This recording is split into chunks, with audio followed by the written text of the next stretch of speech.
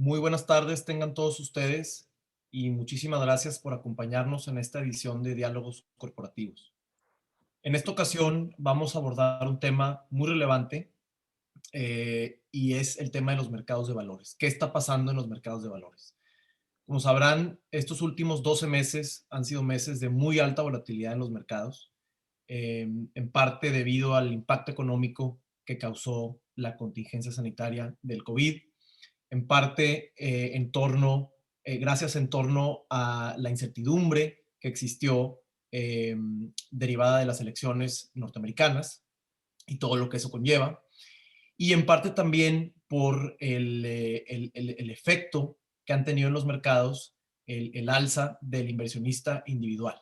¿Sí? De todos estos temas vamos a hablar más adelante y acompañándonos el día de hoy está el ingeniero Antonio Longoria. El ingeniero Antonio es ingeniero industrial y de sistemas por el Tecnológico de Monterrey y tiene 27 años, más de 27 años, perdón, trabajando en Value Casa de Bolsa desde su fundación. Hoy ocupa la posición de director de promoción y es además consejero suplente de Value Grupo Financiero. Cuenta con amplísima experiencia en los mercados financieros y estoy seguro que su aportación a este foro va a ser invaluable. Antonio, muchísimas gracias por acompañarnos. Un placer estar con ustedes. Gracias por la invitación.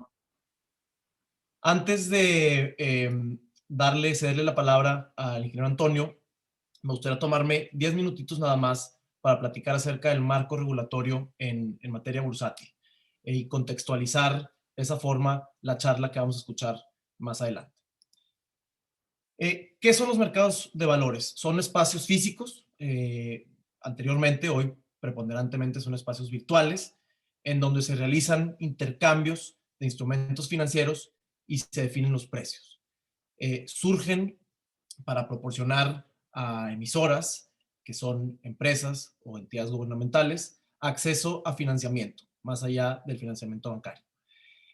A la par, proporcionan al público inversionista la oportunidad de especular, ¿sí? A través de los valores que se emiten por parte de las emisoras. Dentro de este ecosistema tenemos dos tipos de transacciones: las transacciones primarias, que son aquellas entre una emisora y el gran público inversionista, en donde la totalidad de los recursos son captados por las emisoras. Cuando hablamos de que una compañía se vuelve pública, ¿sí? Ya sea porque emite acciones o porque emite deuda pública, este tipo de transacciones son transacciones primarias.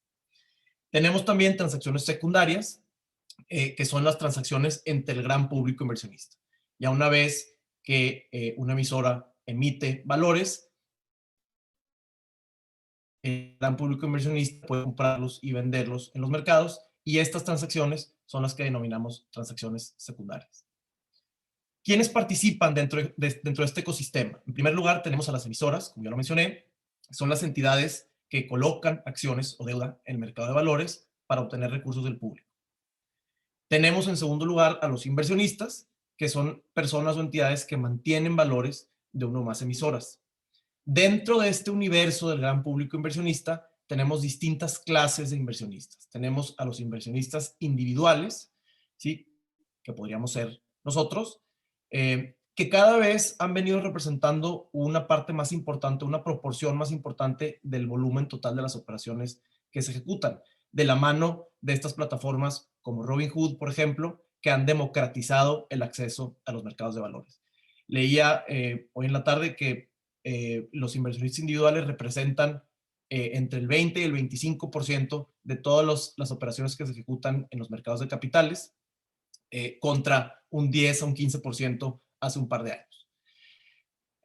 Tenemos también dentro del universo del gran público inversionista a los inversionistas institucionales, que son estos inversionistas que manejan las grandes fortunas del mundo, los fondos de pensiones, por ejemplo, los fondos soberanos y los grandes manejadores de activos financieros, como son BlackRock. Tenemos también a las bolsas de valores, que son estas entidades que proporcionan la infraestructura o los sistemas de negociación que permiten poner en contacto la oferta y demanda de valores. Centralizan las posturas y permiten la celebración de operaciones y la definición de los precios de los valores.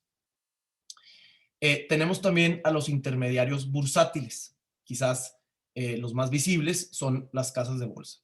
Y estas entidades son utilizadas para realizar operaciones de corretaje, es decir, poner en contacto a los inversionistas que desean comprar y vender sus valores. Tenemos a las agencias calificadoras también, que son entidades que prestan servicios consistentes en el estudio, el análisis y la evaluación de la calidad crediticia de las emisoras y de sus valores. Por eso escuchamos que hay emisoras o emisiones que tienen la calificación AAA, AA, BBB, etc. Y todo este ecosistema está regulado por las autoridades competentes, ¿no? En México, pues la Comisión Nacional Bancaria de Valores; en Estados Unidos, el Securities and Exchange Commission.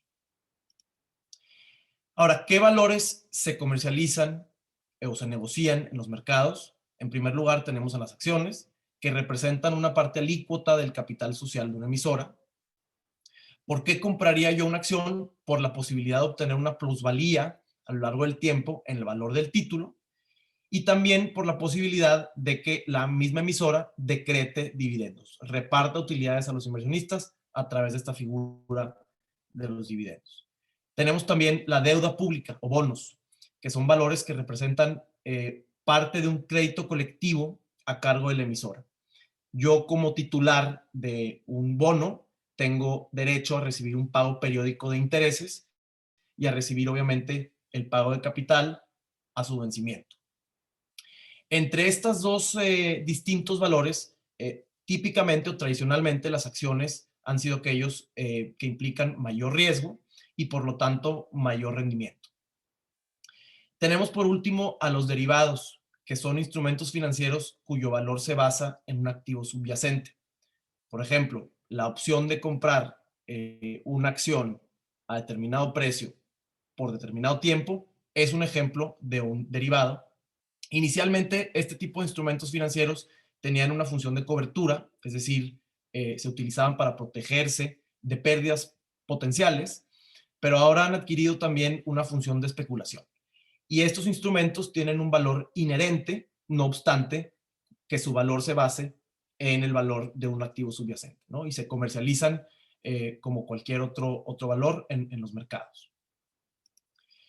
Por último, ¿cómo interactuamos nosotros como inversionistas con este ecosistema? Y la respuesta es a través del contrato de intermediación bursátil.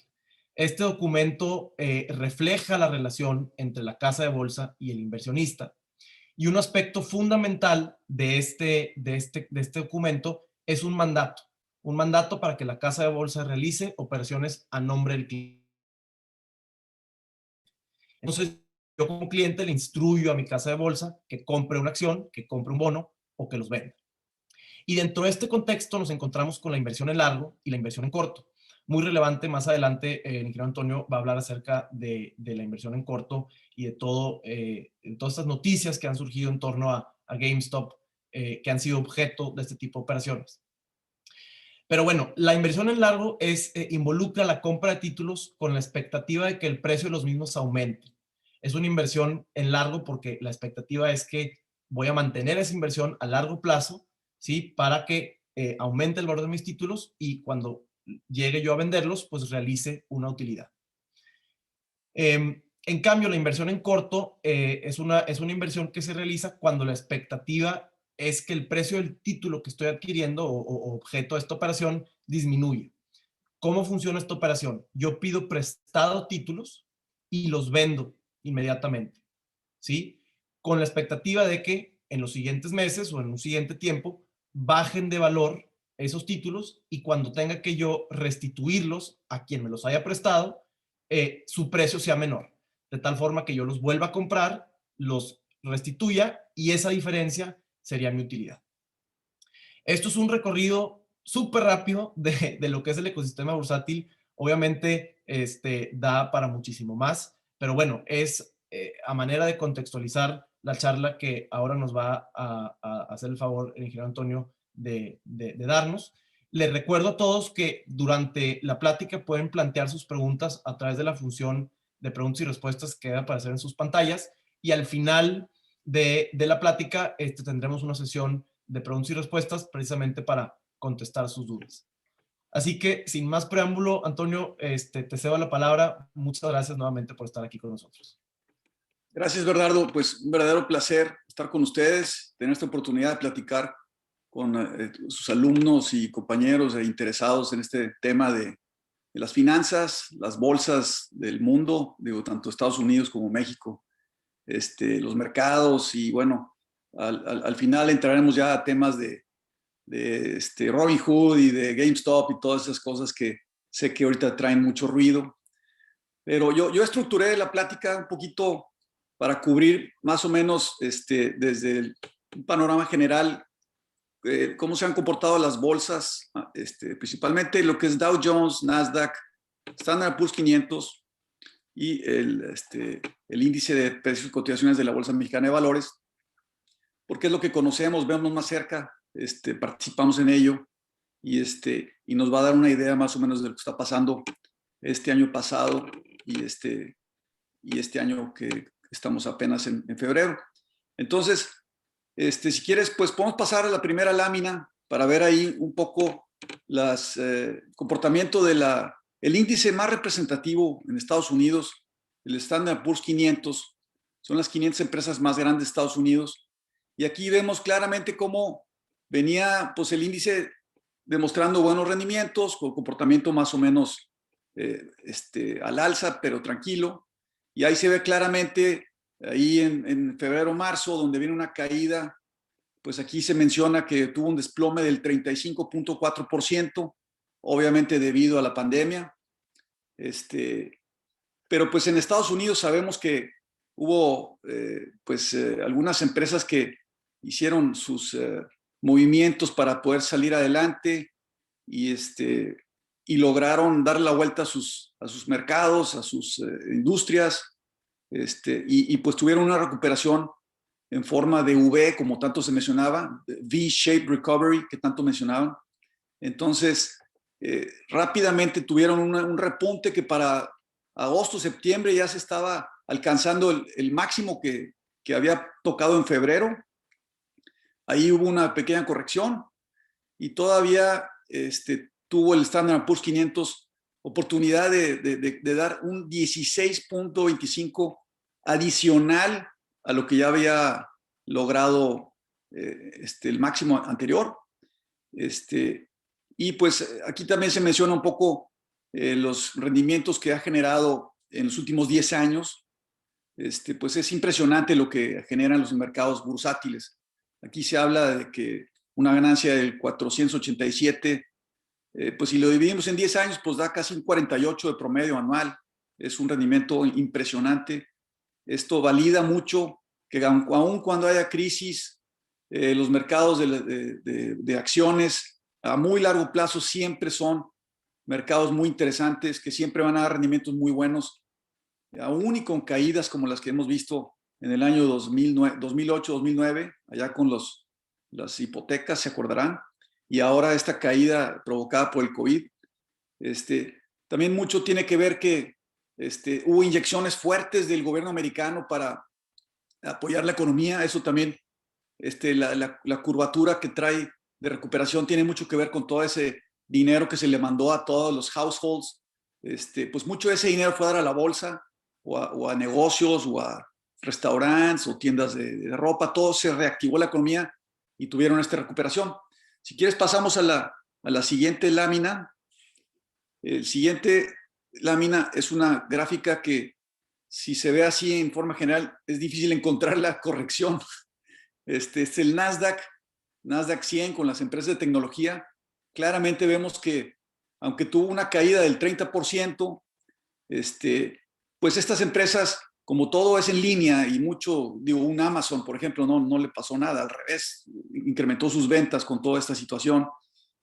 Todas las de chips, las de servicios en línea, Zoom, por ejemplo, digo, la locura, ¿verdad? Empresas que tuvieron rendimientos mucho mejores gracias a la pandemia. Y pues aquí estamos viendo que después de recuperar su caída del 30%, subió otro 47.7%. Y pues en los últimos 10 años, el Nasdaq trae ahí un retorno de 914%, lo que indica pues que es un sector muy favorecido.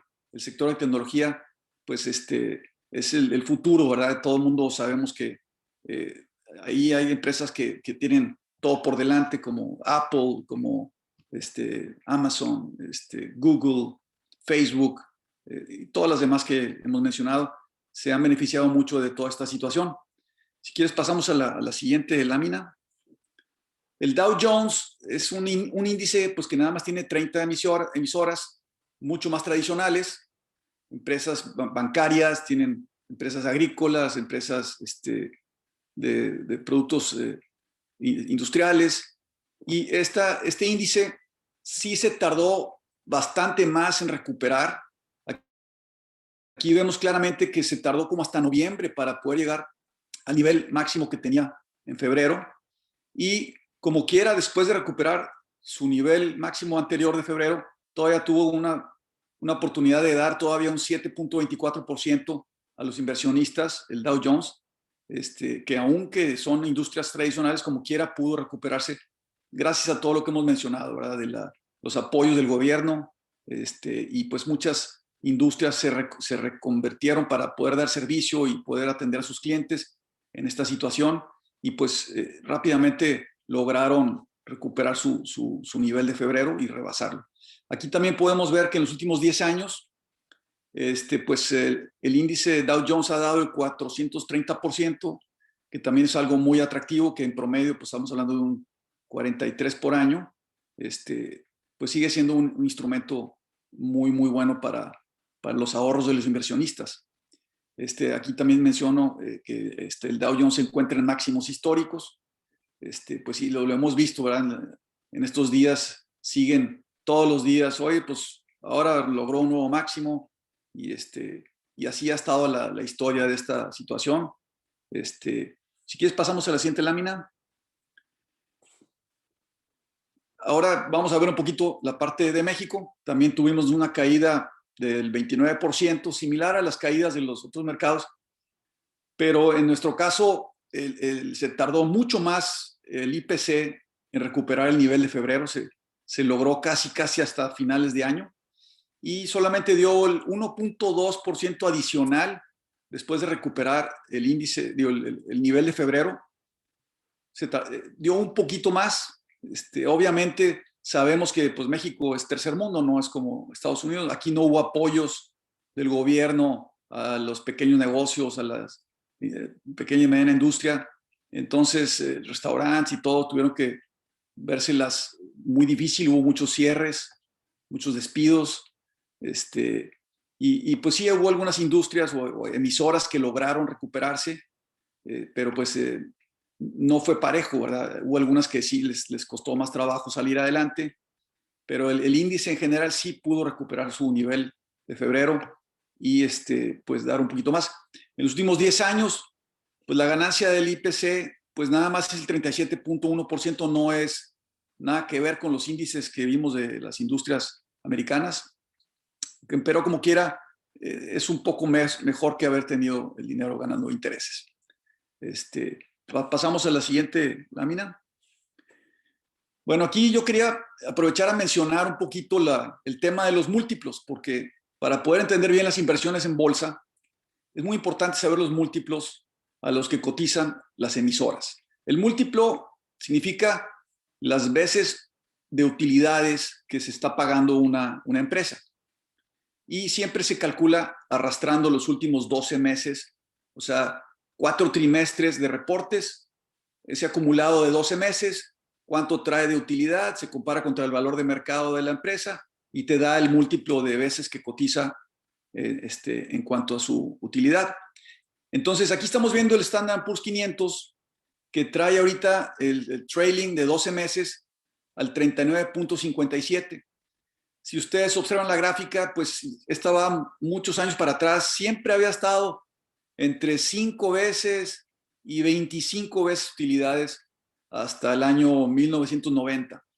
Esos son múltiplos tradicionalmente conservadores, y últimamente, del año 2000 en adelante, se observan unas alzas muy fuertes en los múltiplos, y esto significa que las tasas de interés se han reducido tremendamente. El caso muy particular de la crisis de las hipotecas del 2008, 2009, el gobierno americano, para enfrentar esa crisis, tuvieron que tomar la decisión de reducir las tasas de inversión y de préstamo casi a cero. Fue la manera como ellos quisieron reactivar la economía, para poder que a través de créditos más baratos las industrias puedan repuntar. Entonces, ¿qué es lo que pasa cuando a ti, en vez de pagarte un 6% en el banco, te pagan el 2.5%? El múltiplo de tu inversión al 2.5 se calcula muy fácil. Divides 1 entre 2.5 y te da, bueno, más bien 1 entre 0.025, te da 40. O sea, el múltiplo de tu inversión es 40. Quiere decir que en 40 años recuperas tu inversión. Es igual que el múltiplo que estamos viendo aquí de 39.57 veces. O sea, una empresa que tú compras a ese múltiplo, vas a recuperar tu inversión en 40 años. Pero si la pones en el banco y te pagan el 2.5, es lo mismo. Recuperas tu inversión en 40 años. Entonces, el apetito por pagar precios más elevados, cuando las tasas son muy bajas, se va para arriba. Tú estás dispuesto a pagar precios más caros, múltiplos más elevados, para que recuperes tu inversión en un periodo más largo, porque por el otro lado, tu costo de oportunidad es muy pequeño. O sea, estás hablando de tasas muy bajas. Entonces, esta gráfica es más fácil de entender cuando lo vemos desde ese punto de vista, que los múltiplos que históricamente se marcaban entre 5 y 25 veces, pues ahora ya se habla de 40 veces, o por ejemplo aquí se habla de que el múltiplo, el forward, el PE, múltiplo forward, es 28.8. Forward significa cómo está proyectado por los próximos 12 meses, con las utilidades que van a recibir esas empresas, a qué múltiplos se están pagando, pero futuras, no conocidas. Esto claramente indica que las utilidades van a incrementar, porque si están ahorita a 40 veces y luego van a estar a 28.8, pues van a tener un incremento en sus ganancias, lo que van a abaratar los múltiplos. Entonces justifica también alguna empresa, alguna acción que tenga un múltiplo elevado, porque sus utilidades están creciendo. Entonces, lo vemos en empresas Zoom y todas las que hemos visto, Nvidia, Amazon, todas ellas, sus múltiplos pues son caros, son elevados. Hay algunos que traen múltiplos de arriba de 100 veces, pero porque sus crecimientos son de 80% por año en las utilidades. Entonces, abarata mucho los múltiplos forward looking, y eso quiere decir que aunque pagues un múltiplo caro ahorita, se va a abaratar con el tiempo. Este tema es muy importante entenderlo para poder ver qué pasa con las proyecciones y lo que se espera, y si una acción está cara o barata ahorita y en el futuro. Si quieres, pasamos a la siguiente lámina. Aquí está un ejemplo de países, de cómo cotizan los múltiplos looking forward a 12 meses. Aquí vemos que el Nasdaq 100, pues el 40.85, se están pagando muy caras porque sus crecimientos se espera que sean muy elevados. El Dow Jones 29.73, Standard & Poor's 500 28.78. Los tres índices americanos tienen las tasas pues, de las más bajas del mundo, ¿verdad? Estamos hablando que a 10 años se paga una tasa del 2%, el 2.25%, a un año el 1.3%. Estamos hablando de tasas muy, muy bajas. Y en Asia, por ejemplo, el múltiplo 21.57, en Europa 20.40. También hay tasas muy bajas en Alemania, Suiza, en Francia, algunas inclusive estas son negativas. Si tú pones tu dinero en Suiza, el año que entra te entregan, en vez de $100,000, te van a entregar $99,700 porque te cobran el 0.30. O sea, algunas tasas son negativas. El Nikkei 20.39, los países emergentes donde ahí está México, es un promedio, el 20.22, Hong Kong el 17, México el 17.47, Alemania 14.55 y la media histórica es 15. O sea, sí vemos claramente múltiplos más elevados, mucho más apetito por los inversionistas, dispuestos a arriesgar un poquito más por pagar, por comprar emisoras que les den más que lo que dan los intereses. Si quieres, pasamos a la siguiente lámina. Este es un promedio de las industrias, las bolsas del mundo, un promedio internacional, y pues tenemos aquí un incremento del 9.2% en pesos, Del 2010 al 2020, una ganancia acumulada del 280% en pesos, lo que te da una tasa anual compuesta del 14,28. Es muy interesante, o sea, si alguien ha estado invirtiendo, aunque sea un promedio mundial, le ha ido mucho mejor que tener el dinero en CETES.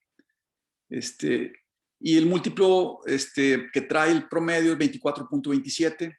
Está un poco alto, pero pues está más barato que el Nasdaq. En realidad es un promedio, o sea, más para indicarnos qué tan caras o baratas están las emisoras. Aquí viene un comentario al final que con las valuaciones actuales es un poco difícil determinar el comportamiento de los mercados en el 2021 y pues obviamente los siguientes 10 años los rendimientos que esperan los mercados deben ser inferiores a lo que hemos visto, ¿verdad? Pero como quiera van a ser superiores a lo que puede ganar uno por el lado de la deuda, el lado de intereses. Por el lado de proyecciones para el año que entra, ya hemos escuchado algunas corredurías americanas que hablan de que el Standard & Poor's 500 están hablando ya de niveles de 4,500, pudiera subir más o menos, vamos a ver si yo tengo aquí el Standard & Poor's en 3,882 en la gráfica. Algunos de ellos hablan de objetivos de 4,200 a 4,400 puntos, rendimientos aproximados de entre el 12 y el 16% para el Standard & Poor's 500. Es lo que hablan de algunas corredurías que son muy reconocidas y que ya se han atrevido a dar sus proyecciones para el año que entra. Entonces, si quieres, pasamos a la siguiente lámina. Aquí nada más un poco mencionar un poquito el tipo de cambio, cómo ha habido mucha volatilidad. Llegó hasta niveles de 24 y fracción, con un incremento del 38,8%.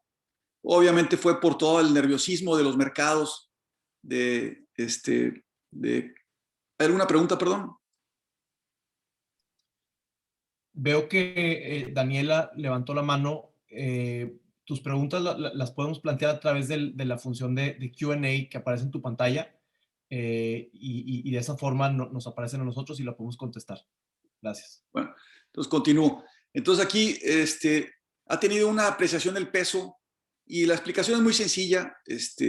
Primero, pues el nivel que se fue de 24 y fracción, 24.50, fue por temas de especulación. El nerviosismo de que pues, México no está preparado para una pandemia, de cómo nos iba a afectar.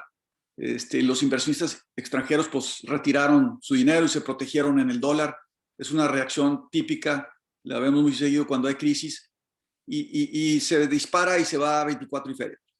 Pero pasan los días y pues en Estados Unidos les pagan tasas inferiores al 1%, Mesa de Dinero les pagan el 0.25, el 0.30.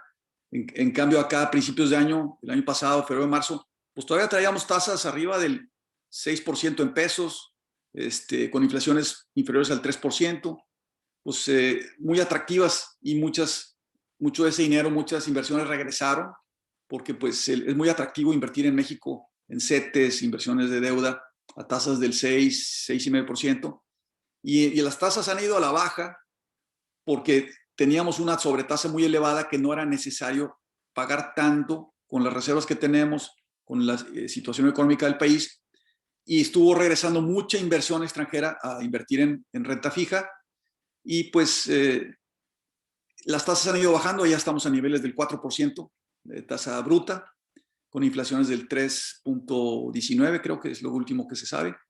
Seguimos teniendo tasas reales alrededor del 1%, 1,2%, que siguen siendo interesantes, y por eso el tipo de cambio se ha apreciado a los niveles que lo vemos ahorita, que pegó hasta 19.75 y ya últimamente ha rebotado a niveles de 20.70, 20.80, con toda esta crisis de la energía y todas las heladas que hubo en Texas, y rebotó a esos niveles y lleva 2 días apreciándose. Hoy creo que andaba como en 20.46. Nuestro departamento de análisis piensa que podría a finales del 2021 rebotar hasta la zona de 22 o 22.50, porque ya se apreció mucho y porque pues hay temas ahí de aquí a diciembre que pudiera haber un poco más de inflación y eso podría a lo mejor presionar un poquito el tipo de cambio, pero como quiera se ve cosas razonables, no más allá de 22, 22.50, y en la parte inferior como 20.5 o 21 por ahí. Si quieres pasamos a la siguiente lámina. Bueno, entrando un poquito a temas económicos de lo que ha sucedido, y ahorita hablaremos un poquito de lo que se espera. Pues una recesión económica mundial, el Gross Domestic Product a nivel mundial bajó el 3.5, en Estados Unidos bajó el 4.9, en México fue una caída del 8.5, como ya vimos, nos impactó más duro, nuestras bolsas se tardaron más en recuperar porque el impacto fue más fuerte y nuestra inyección o apoyo fue muy, muy bajo para poder recuperar eso de forma rápida. El surgimiento de la pandemia pues impactó la producción, el empleo, niveles de inversión y sobre todo de confianza. Se habla aquí de 2.4 millones de personas fallecidas a nivel mundial. En Estados Unidos, pues obviamente el tema de las elecciones y el triunfo de Biden, todo eso pues tuvo alguna cierta injerencia en los comportamientos de los mercados. Si quieres pasamos a la siguiente lámina. Esto ya aterrizando más o menos en México, tenemos aquí los debilitamiento de los factores de la economía, tanto fiscal como externo, caída significativa de los ingresos petroleros. Hay algunos renglones que no se afectaron mucho, ¿verdad? El sector agrícola, por ejemplo, creció. Hay algunos sectores industriales que se mantuvieron, como el de automotriz, etcétera. Hubo recorte del presupuesto del 2020, pues eso se estuvo viendo en varias ocasiones. Y por el lado positivo, pues la entrada en vigor del TMEC, eso fue una nota positiva que animó un poco a los mercados. Y como comentaba ahorita, la fortaleza del tipo de cambio, la caída de inflación y niveles mínimos históricos de las tasas de interés, todo esto ha sido positivo, esto ha sido a favor, ha causado confianza, el inversionista extranjero tiene apetito también por activos de mercados emergentes. Muchas veces no sabemos, pero el peso es una moneda ultra, súper líquida y los corredores de inversiones en Estados Unidos y Europa y en Asia, en todo el mundo, cuando quieren invertir en mercados emergentes, en monedas, muchas veces cogen el peso, que es más bursátil que el real brasileño o que el peso colombiano o que cualquier otra moneda de mercados emergentes. Entonces muchas veces vemos apreciaciones del peso o depreciaciones que no tienen ninguna explicación con alguna situación interna de México. Es más bien cuestiones de mercado, oferta y demanda y pues búsqueda de apetito de riesgo, apetito de inversiones con mejores rendimientos. El peso, como les decía, es una de las monedas más líquidas de mercados emergentes y por eso se opera mucho. Y por último también tenemos aquí unas reservas internacionales por encima de los 200,000 millones de dólares, que eso también nos da una parte de fortaleza. Y si quieres pasar a la siguiente, ya aquí un poco de proyecciones económicas, pues un repunte de la economía de alrededor del 4.2% a nivel mundial. En Estados Unidos se ve un repunte de entre el 2.9 y 3.20. Y para México se ve un repunte del 3.8 al 4.3. Obviamente con una caída fuerte el año pasado. O sea, aunque es un repunte que parece que es más fuerte que el de Estados Unidos, pero nuestra caída del año pasado fue mucho más pronunciada, fue del 8.5. Entonces, partimos de una base más baja, ¿verdad? Por eso se parecería que es un engaño de que estamos creciendo más que Estados Unidos, pero estamos partiendo de una base más baja. Y sí se vislumbra un poco un repunte de la inflación al 3.5 y 4%. El 3.15 fue lo que tuvimos en el 2020, que estuvo dentro de los parámetros de Banco de México. Por eso se estima una posible depreciación del tipo de cambio de entre un 3.2 y un 3.6%, y eso pues más o menos lo pone ahí alrededor de los 22 pesos, 21.50, 22. También tenemos el tema de las elecciones en junio 6, que puede o no tener alguna injerencia en los mercados. Yo creo que no va a haber no va a tener mucha influencia en los mercados van a seguir operando con otras fuerzas, ¿verdad? Y pues están ahí también los apoyos federales del gobierno de Joe Biden, que ya inclusive se mandaron en Estados Unidos a los households cheques de $1,400 por household, que es una cantidad muy importante. Una buena parte de eso va a lo que mencionabas ahí, a Robinhood y a esos lugares donde está muy democratizado todo el tema de las acciones y se capta una parte del dinero para allá, otra a lo mejor se vaya a pagar deudas o algunos a lo mejor se van ahí y compran ropa, cruceros, algunos se irán a Las Vegas. O sea, aquí en Estados Unidos es muy común ver de todo, a dónde se aplica todos esos apoyos de la economía, pero sí se reactivan muy bien muchos sectores. Y si quieres pasamos a la siguiente. Bueno, pues ya es la presentación que hicimos ahí con nuestro departamento de análisis, tanto de parte de bursátil como la parte económica.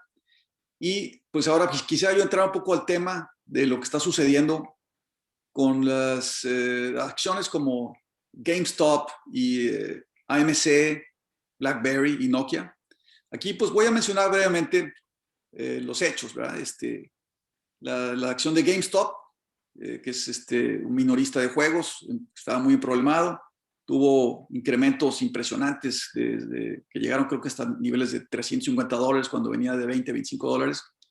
Aproximadamente subió el 1,745% desde inicio de año. La cadena de cines AMC también está pasando por terribles momentos.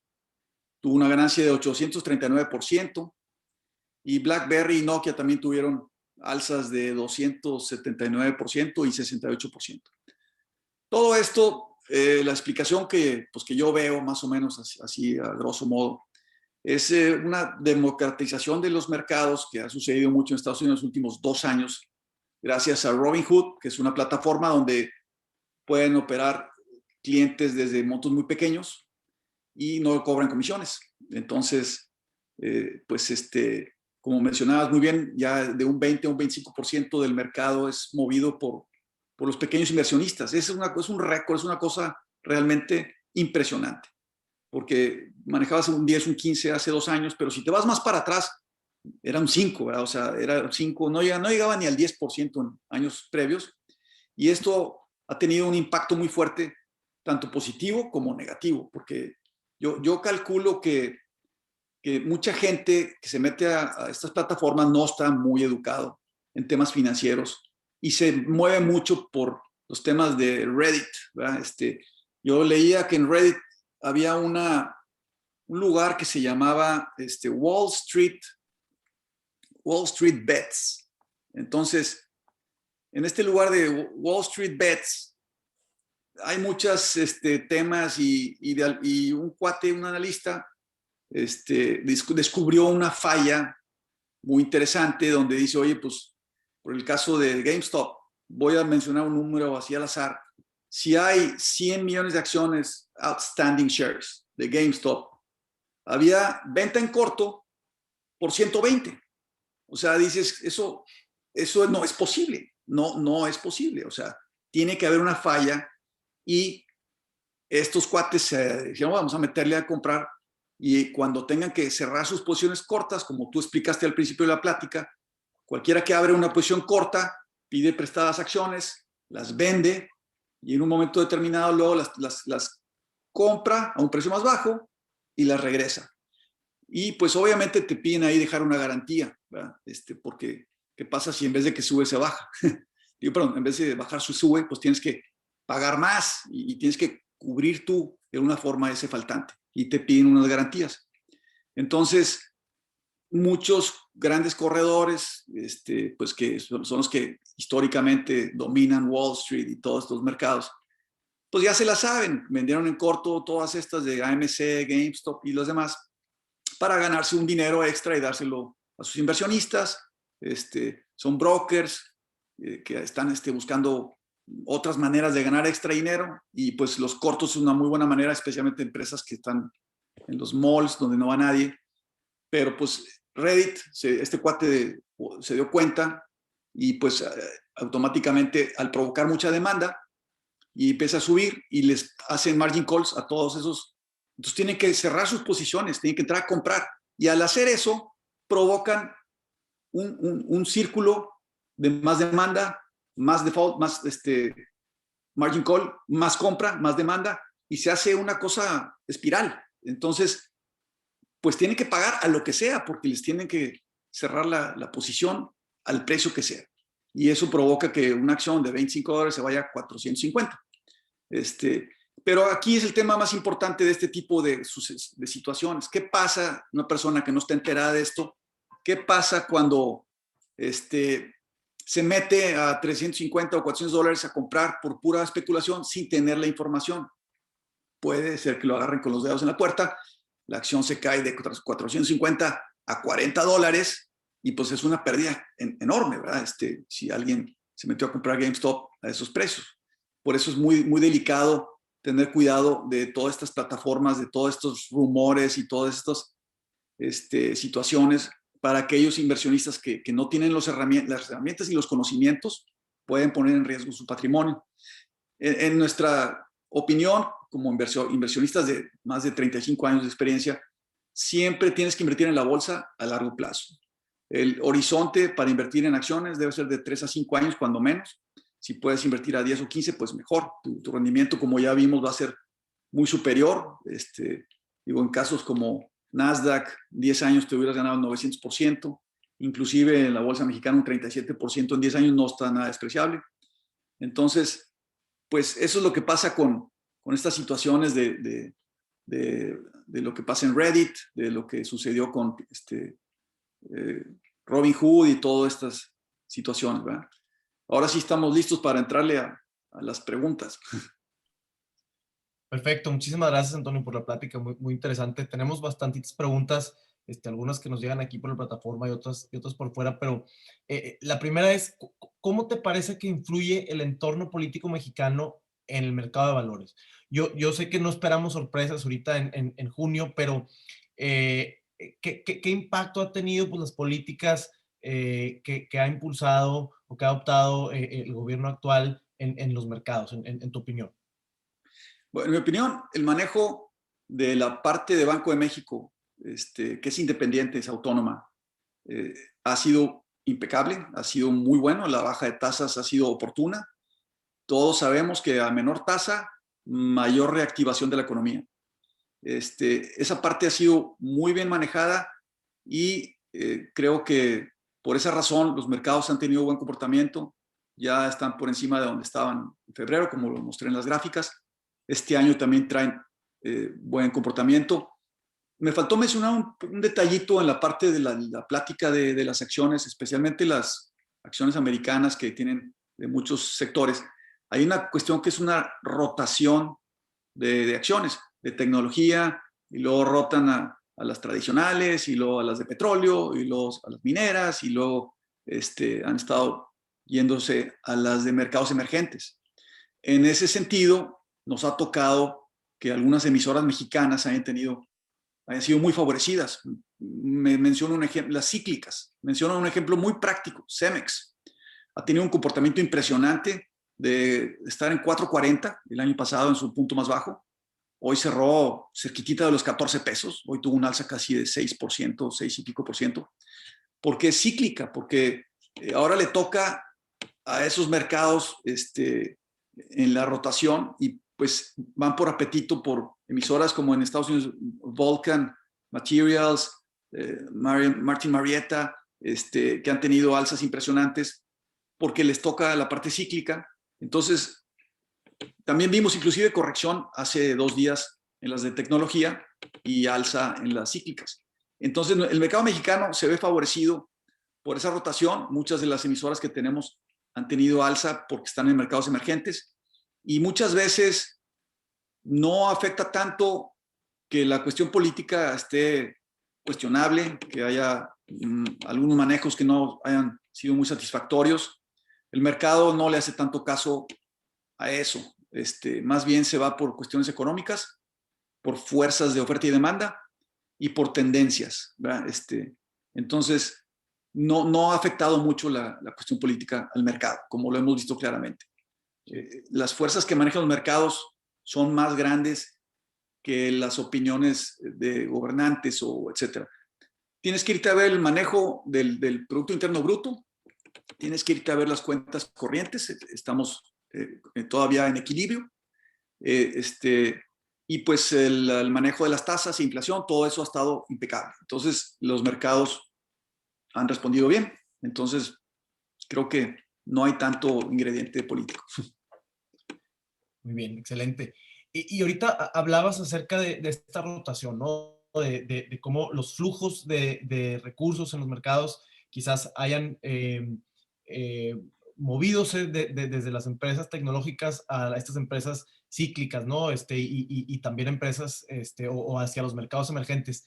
¿Qué tanto runway tiene esa rotación? O sea, ¿cuánto tiempo más ves que dure? Porque ahorita comentabas también como parte de tu presentación la diferencia entre los rendimientos, por ejemplo, el Dow Jones, que es un índice que reúne empresas más tradicionales, contra el índice Nasdaq, ¿no? Que junta a las empresas tecnológicas y traen un rendimiento mucho más alto por muchos más años las tecnológicas. Entonces, mi pregunta es, ¿cuánto tiempo te parece que va a durar esta rotación si estamos viendo un cambio fundamental o sea, vaya, en los rendimientos que podemos esperar de este tipo de empresas y de industrias a futuro?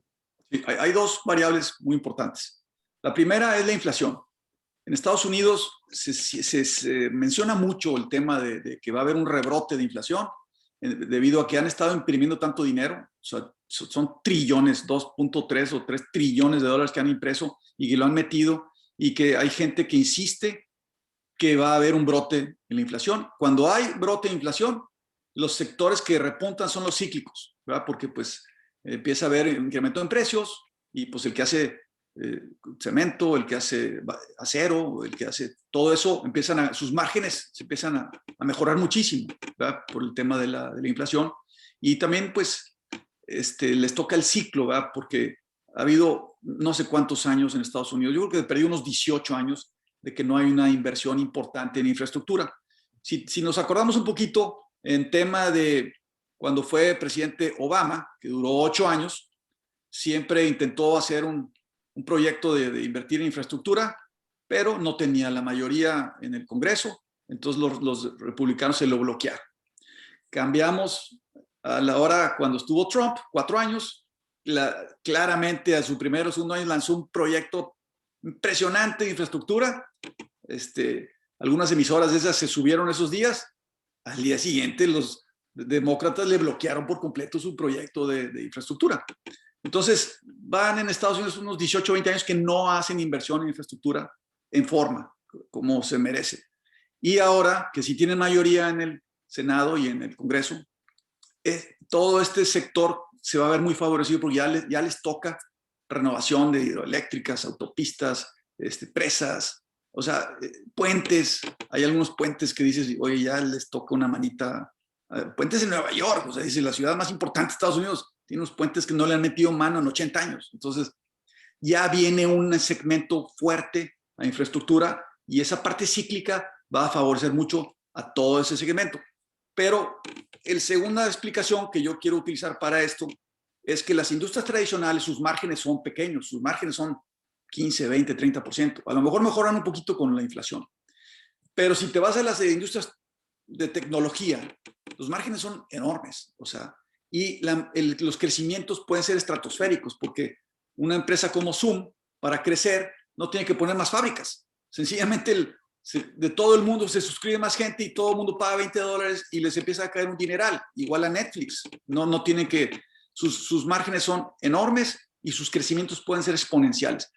Por eso los crecimientos del Nasdaq han sido tan estratosféricos, porque así están los crecimientos de sus empresas, de las que cotizan, y es muy difícil pronosticar si la rotación ya va de lleno a las cíclicas y ya no va a apelar a las tecnológicas, pero pues seguimos viendo que Netflix va a seguir metiendo suscriptores y que Zoom también, y que ya mucha gente ya les gustó el home office, entonces ya no van a regresar a sus oficinas.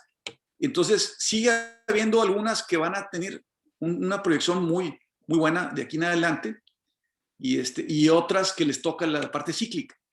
Entonces no es muy fácil decir todo este segmento se va para acá, no está tan sencillo. pero sí va a haber un giro a las cíclicas, eso no tengo la menor duda, pero habrá algunas de tecnología que ya, they're here to stay. El home office, it's here to stay, y va a haber muchos efectos en eso. De acuerdo. Y ahorita mencionabas también el tema de la inflación, ¿no? Y creo que es una de las preguntas que quizás todos los asesores financieros están planteando ahorita, ¿no? ¿Va a repuntar la inflación, sí o no? Y el miedo, por lo que entiendo, del repunte de la inflación es que quizás los bancos centrales, la Fed en Estados Unidos, el Banco de México, se vean obligados pues a subir tasas para contrarrestar ese efecto inflacionario. ¿Qué opinión te merece eso? ¿Tú crees que sí se va a dar ese efecto de repunte en la inflación a tal grado que que los bancos centrales necesiten reducir los estímulos? O más bien, ¿tú crees que los estímulos van a continuar? Mira, yo pienso que los estímulos van a continuar. Janet Yellen ha dicho en repetidas ocasiones que no les preocupa la inflación, que de perdido en los próximos 2 años no esperan subir las tasas. Ellos tienen otros mecanismos para poder detener cualquier brote de inflación y no les causa ninguna nerviosismo. Ellos como que sienten que tienen muchas herramientas nuevas, diferentes, que nada más subir la tasa para poder apagar cualquier brote de inflación. Entonces, yo creo que tiene que ver mucho con el mercado de empleo. Y si el empleo se dispara mucho, ahí es donde sí podría venir una posible que entrara la Fed a actuar. Y todavía se ve que les faltan como, no sé, 1 o 2 años para que puedan llegar a los niveles de empleo donde ya haya algún nivel de nerviosismo, preocupación.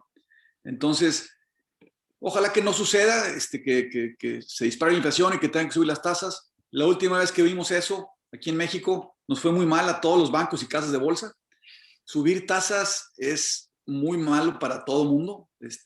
La gente que tiene crédito, pues ahora hay que pagar más. Tienes el carro, la casa, oye, pues te suben las mensualidades. Es una cosa muy, muy difícil para todo el mundo.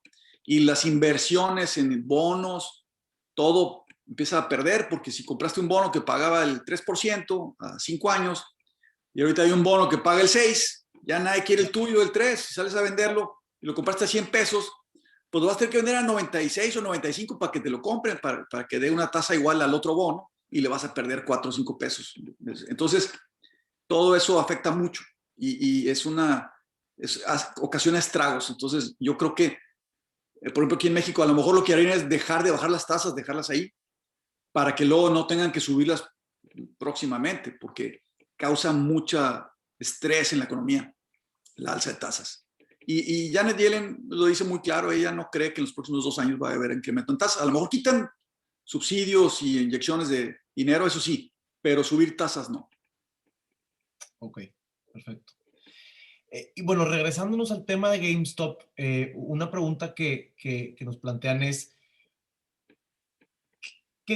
¿cuál es el alcance de la influencia que tienen estos inversionistas individuales en la bolsa en sí? Porque hasta ahorita hemos visto que sus acciones han tenido efectos muy importantes en emisoras como GameStop, en emisoras como AMC, como Nokia, que quizás sí tengan una capitalización de mercado más pequeña.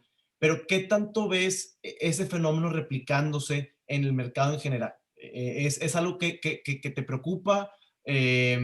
O, o más bien realmente crees que está aislado ese alcance a esas emisoras con baja capitalización bursátil? Sí, yo sí creo que está aislado el efecto a esas emisoras de baja capitalización, porque si alguien a través de esas plataformas quisiera hacer algún tipo de especulación con Amazon, que vale 2 trillones, pues no hay manera que le hagan ni cosquillas, o sea, o Apple, inclusive a Tesla. Hay participantes muchísimo más grandes y más fuertes que no van a poder los de la plataforma Robinhood realmente ocasionar una afectación importante en las de alta capitalización. Yo creo que lo van a estar logrando en las de pequeña capitalización, porque ahí es donde pues tienen más injerencia, más posibilidades de lograr algún movimiento así fuerte de alza o baja. Entonces, yo creo que se va a reducir nada más a esas. Creo que estamos todavía un tiempo muy corto para poder ver que ya esa plataforma tendría que manejar un 40% o 50% de la participación general para que pudiera ya realmente manipular emisoras más grandes, de mayor capitalización. Sí, de acuerdo. Ahora, nos han hecho varias preguntas de este tema, entonces, follow-up a la que acabamos de hacer. Esta democratización de inversiones, en tu opinión, ¿va a cambiar la forma en la que opera el mercado? O sea, ¿va a representar una consideración adicional que hay que tener como inversionista al momento de invertir?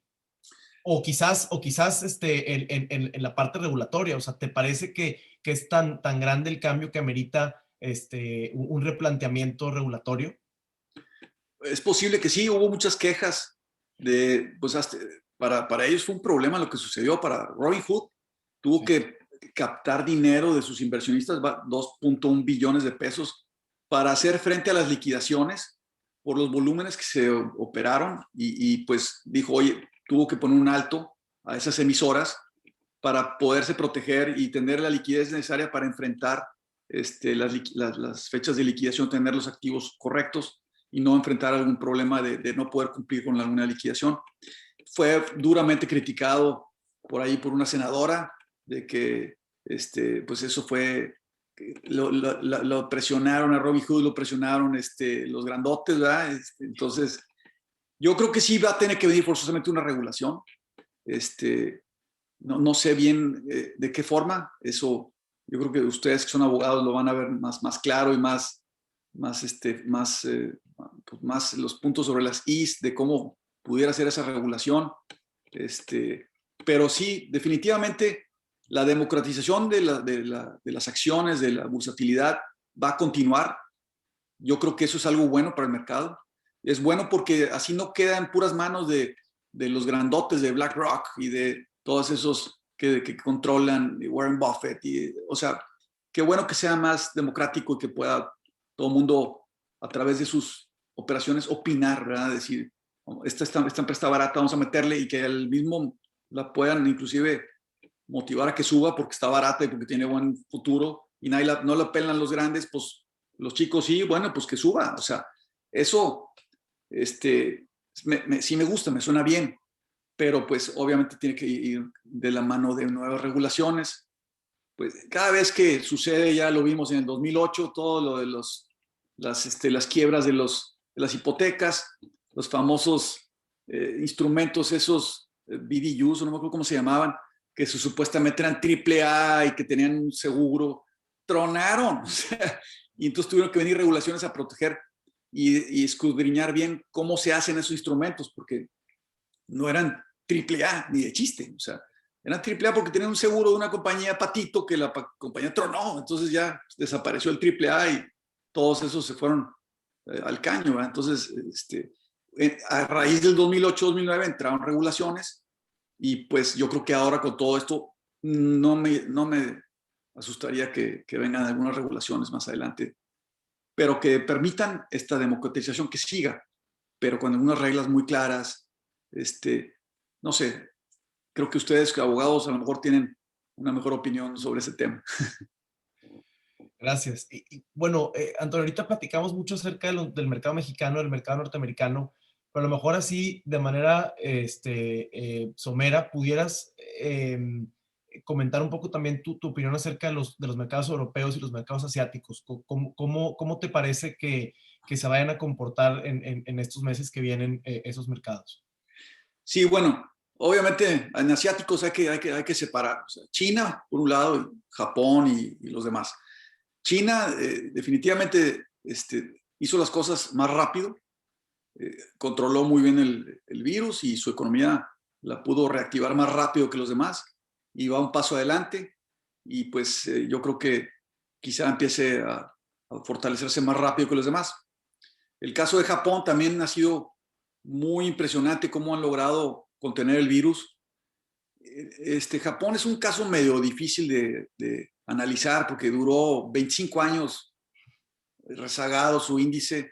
Recientemente, el año pasado y el antepasado, empezó ya por fin a subir por fin un poquito de inflación, con que tengan abajito del 1 ya es ganancia. Ellos no ven inflación en 20 años. Entonces, si vieran inflación, harían fiesta. Es una economía muy cerrada, sí tiene mucho turismo, muchos productos muy importantes a nivel mundial, y creo que debieran poco a poco mejorar sus mercados. El Nikkei debería de ir mejorando. Sí lo traían algunos analistas el año pasado, el Nikkei, recomendado. Obviamente el mercado de China sí se ve interesante. De los mercados europeos, pues yo creo que van, hay temas ahí difíciles de abordar, ¿verdad? Como Italia, España, Grecia. Son países que se tardan en repuntar. Pero Alemania no hay duda que es un líder y que ha hecho las cosas muy bien, y que muy pronto el mercado alemán vaya a ser de los líderes en este año o el que sigue. Sí me gusta el índice de Alemania para invertir. Si agarras todo el índice europeo, me queda la duda de cómo se mezcla Italia, España, Portugal, Irlanda. No estoy tan seguro. Van a estar arrastrando a algunos países que no salen tan rápido. Pero si te vas directo a Alemania y compras un índice de Alemania, te va a ir muy bien. Ese sí se me hace muy interesante. Francia en segundo lugar también. Obviamente Suiza, son sectores muy, muy interesantes, farmacéuticas en Suiza, en Alemania. Todas esas les va a ir muy, muy bien. Perfecto. Ahora, pasándonos a la parte de renta fija de los bonos, obviamente una gran proporción de los portafolios de inversión del gran público inversionista pues tienen un componente de renta fija, ¿no? Y ahorita hablábamos y nos comentabas de que pues realmente las tasas han estado ya por muchos años estructuralmente bajas, ¿no? Y a raíz de la crisis del COVID, pues los bancos centrales han tenido que bajar sus tasas, y eso pues obviamente se ha reflejado también en lo que te pagan los bonos. ¿Dónde ves tu valor dentro de la parte de renta fija? Y más bien, ¿le ves también un valor como parte de un portafolio todavía o no? No, por supuesto que sí. Sí, un buen portafolio tiene que estar muy bien diversificado. Si tú tienes, obviamente, pesos, y los pesos te dan más rendimiento que los dólares, pues el tipo de cambio ha estado muy estable, tienes que buscar un instrumento que te dé un buen rendimiento en pesos. Obviamente puedes considerar los CETES, que pagan un poquito abajo del 4 en tasa bruta. Si pudieras conseguir bonos que pagan en tasa real, esos serían los más interesantes, los bonos indexados a la inflación o que pagan en UDIs.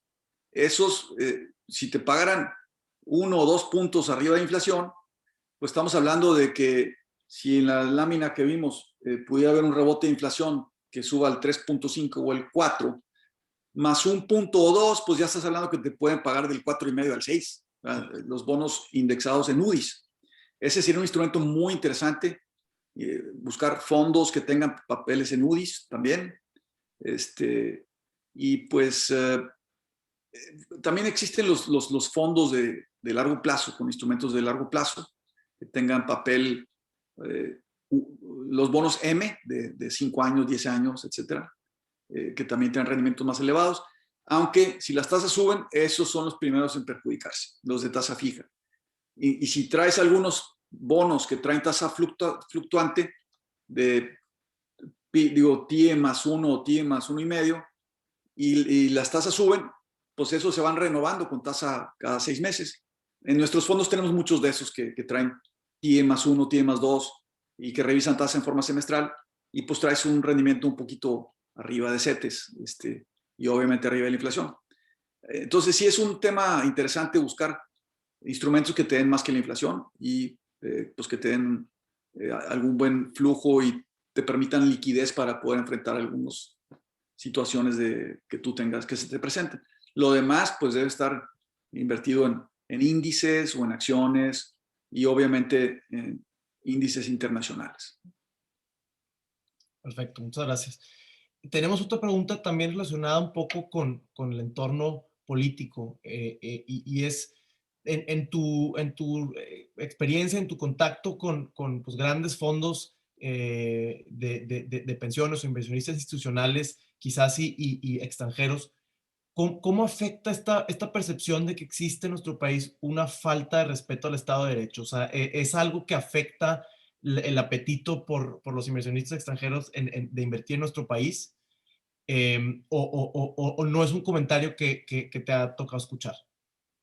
En la cuestión de inversiones, tanto en la bolsa como en instrumentos de renta fija, realmente no se escucha mucho eso.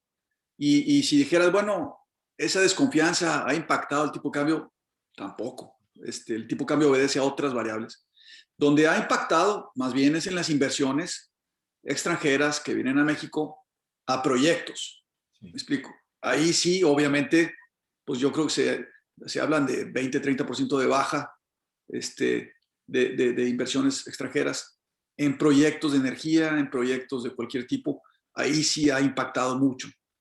En inversiones bursátiles, financieras, realmente no. No. O sea, todo obedece a otras variables que no tienen nada que ver con ese tema. Ok, perfecto. Muy bien. Pues bueno, me parece, Antonio, que han sido todas las preguntas. Em, Perdóname, hay una adicional. Sí. ¿Cómo crees que va a afectar al mercado de deuda los más de 100 millones de pesos de deuda pública de pensiones? Es algo igual, la calidad crediticia de México, creo que es algo también que quizás sí, y no hemos platicado, que vale la pena platicar. La calidad crediticia de México, ¿cómo te parece que el año pasado se hablaba acerca de quizás que las grandes agencias calificadoras le quitaran el estatus de grado de inversión a la deuda mexicana? ¿Ese tema te preocupa? ¿Lo ves pasando en un corto, mediano plazo? Es un tema muy delicado, es un tema pues que sí nos importa muchísimo a todas las casas de bolsa y bancos. En caso de que México perdiera grado de inversión, sí habría un retiro de cantidades importantes que tendrían que salirse de instrumentos mexicanos por obligación, porque en Estados Unidos o en Europa los obligan a tener a ciertos fondos instrumentos con grado de inversión. En el momento que México pierda eso, pues van a tener que retirarse. Y al hacer un retiro es una cantidad de oferta muy grande, impactaría tanto los precios de los bonos como el tipo de cambio, porque inmediatamente si venden un bono M o un bono lo que sea, van a comprar dólares con ese dinero inmediatamente y eso impactaría el tipo de cambio. Yo creo que la única posibilidad para ver una posible baja en la calificación sería si Pemex defaultear sus deudas o si tuviera un problema muy grave Pemex, ¿verdad?